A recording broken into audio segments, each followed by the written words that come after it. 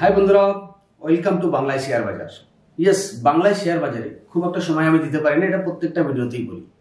আজকে মেইনলি কি টপিক আপনার জন্য এনেছি, যেমন আপনি থাম্বনেলে দেখেছেন যে শেয়ার মার্কেটের গুরুত্বপূর্ণ টপিক। তো গুরুত্বপূর্ণ টপিকটা কি? প্রথমে তো আপনাকে জানতে হবে শেয়ারের দাম বাড়ে এবং কমে কেন।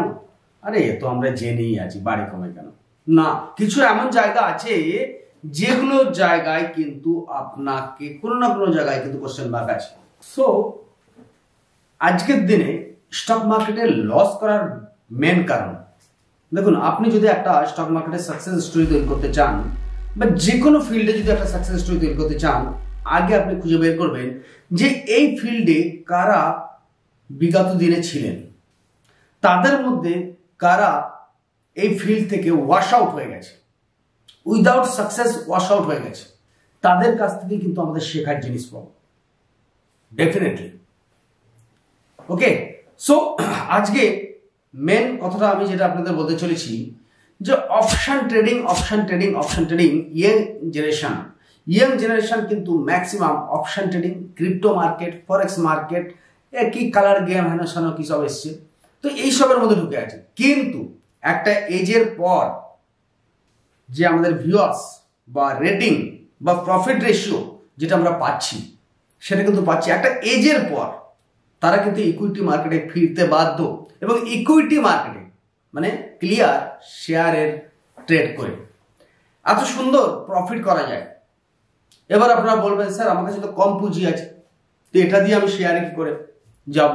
তো তার জন্য যদি আপনাকে অপশানেই আসতে হয় তাহলে কিন্তু কড়ি মেহনত, মানে হিন্দিতে বলে কড়ি মেহনত, মানে খুব কঠোর পরিশ্রম আপনাকে করতে হবে। কিরকম পরিশ্রম করতে হবে? চাই আপনি অনেক ইউটিউব দেখেন, চাই আপনি অনেক পড়ুন, বাট সবসময় কিন্তু পড়া মানে কিতাবি পড়াতে স্টক মার্কেটের সাকসেস রেশিও পাওয়া যায় না। তো আপনাকে যেটাই পড়ছেন, যেটা ইউটিউব ভিডিও দেখছেন, সেটার সঙ্গে প্র্যাকটিস করতে হবে।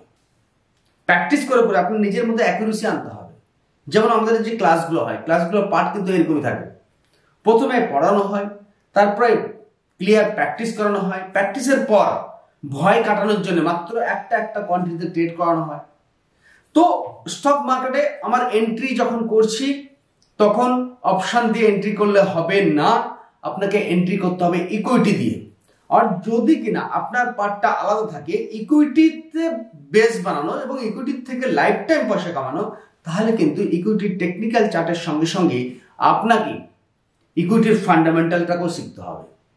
হ্যাঁ, সরকার ট্রেডার্স যে ক্লাস সিরিজ, ক্লাসরুম, সেখানে কিন্তু ইকুইটির ফান্ডামেন্টালকে উপরে খুব বেশিভাবে জোর দেওয়া হয়, এবং টেকনিক্যাল না হলে শুধু ফান্ডামেন্টালে কোনো কোনো জায়গায় আপনার কোশ্চেন মার্ক থেকে যাবে, আর ফান্ডামেন্টাল না হলে টেকনিক্যালে কোনো কোনো জায়গায় আপনার বিশেষভাবে কনফিউজ থেকে যাবে। হয়তো আপনি স্টপ লসের জায়গায় ঠিক জায়গায় স্টপ লস নিতে পারবেন না। আই হোপ কি আপনি স্টপ লসটা জানেন। সো এই দুটোই কিন্তু একে অপরের সঙ্গে জড়িত। কিন্তু অপশন মার্কেটের গল্পটা কেমন হয়, ইকুইটি মার্কেটের গল্পটা কেমন হয়, এবং ফান্ডামেন্টাল কেন ইকুইটির সঙ্গে যুক্ত, পুরো জিনিসটা কভার করার চেষ্টা করলাম ছোটসা একটা ভিডিও। তো নেক্সট ভিডিওতে কিন্তু এরকমই আমরা আরো সমস্ত জিনিস আনার চেষ্টা করব। Thank you watching this video.